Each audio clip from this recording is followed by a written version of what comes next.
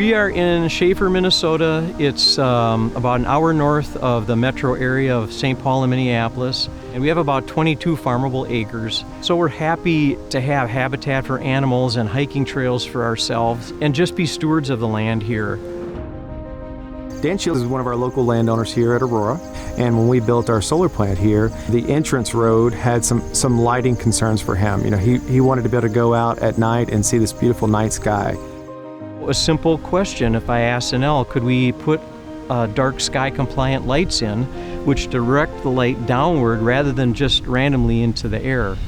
We swapped those existing lights with a dark skies friendly light that allowed him to be able to then go out and enjoy the night sky, but also all of our local landowners on the projects where we operate now have that dark skies compliant light. Right after I wrote the letter to Enel, the local Enel office, people contacted me. It wasn't as if I was left out there to dry.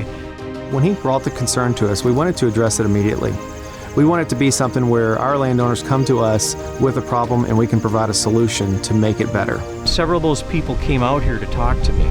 So that was a completely different concept to us. I felt like we were heard and that they worked with us, and that made us happy. So this is just another one of the ways that we want to partner with our local landowners and our local stakeholders to make a change for the better. Enel put pollinator habitat out there, and they listened to us as local people trying to ask them to be a part of our effort in just being more sustainable. We have to do a little bit more. Why not make it a habitat that will add to the environment rather than subtract from it?